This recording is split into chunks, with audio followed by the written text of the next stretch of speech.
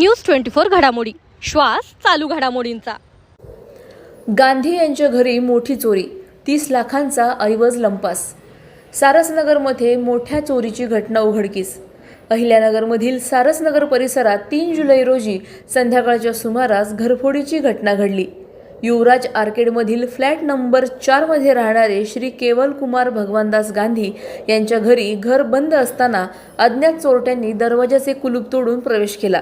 घरातील कपाट उघडून सोनं, चांदीचे दागिने, रोख रक्कम आणि इतर मौल्यवान वस्तू असा अंदाजे 25 ते 30 लाखाचा ऐवज चोरीस केला।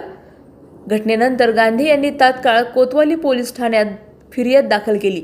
ऐवजाची पूर्ण माहिती त्यांच्या पत्नीच्या बाहेर गावाहून आल्यानंतर कोतवाली पोलिसांना देण्यात आली असून या प्रकरणाचा लवकरात लवकर तपास करून चोरीला गेलेला मौल्यवान ऐवज मिळवून द्यावा यासाठी आज DYSP अमोल भारती यांना निवेदन देण्यात आलं। च्या आठवड्यामध्ये सारसनगर भागामध्ये केवलजी गांधी यांच्या घरामध्ये मोठी घरफोडी झाली आणि त्या घरफोडीच्या दरम्यान त्या ठिकाणी घरातील जे सर्व दागदागिने होते मोठ्या प्रमाणामध्ये तर त्याची चोरी झाली। चोरी झाल्यानंतर रीतसर केवलजी गांधी यांनी गुन्हा दाखल केला, परंतु आज 10 दिवस झाले, 12 दिवस झाले कुठल्याही प्रकारचा तपास या ठिकाणी लागताना दिसत नाही आहे।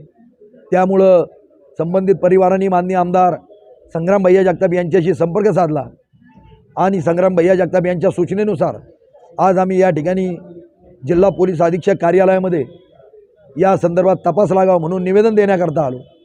या ठिकाणी निवेदन देत असताना भारती साहेब या ठिकाणी उपस्थित होते।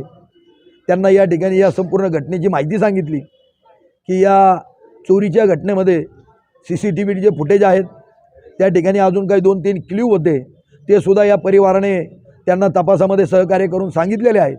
परंतु एवढं सगळं असताना देखील अजूनही कुठल्याही प्रकारचा तपास या ठिकाणी पोलीस प्रशासनाकडून काही झालेला नाही आणि म्हणून आता आम्ही त्यांना निवेदन दिलं आहे की या झालेल्या चोरीचा तपास तातडीने आणि ताबडतोब करावा। अन्यथा या जर चोरीचा तपास येणाऱ्या काही काळामध्ये लागला नाही तर मात्र या सर्व परिवार असतील, सारसनगर परिसरातील नागरिक असतील, आमच्या महिला भगिनी असतील, या सर्वांच्या उपस्थितीमध्ये एक मोठं आंदोलन या निमित्तानं छेडण्यात येईल अशा पद्धतीचं त्यांना या ठिकाणी निवेदनात सांगण्यात आलेलं आहे। तर या घटनेचा तातडीने तपास व्हावा व संबंधित परिवाराला दिलासा द्यावा अशा पद्धतीची मागणी या ठिकाणी करण्यात आलेली आहे। 7:40च्या दरम्यान ही घटना घडली। त्या दिवशी सगळं घरातलं ते सहीच नाही झालं। मग FIR दर्ज करून सगळं हे केलं। साहेब लोक येऊन सगळे चेक करून गेले, पण अजूनही त्याचा काही प्रूफ ही व्हायना। आज तपास लागणार 12-13 दिवस, म्हणजे 12 दिवस झाले, अजूनही त्याचा काही हे व्हायना। फोन लावले, काम चालू आहे असेच फक्त उडवते उत्तर देऊ राहिले। मागणी म्हणजे माझं सगळं व्यवस्थित मिळावं। प्रतिनिधी स्वामी गोसावी, न्यूज 24 घडामोडी, अहिल्यानगर। अशाच बातम्यांचा आढावा घेण्यासाठी आजच आपल्या YouTube चॅनलला सबस्क्राईब करा।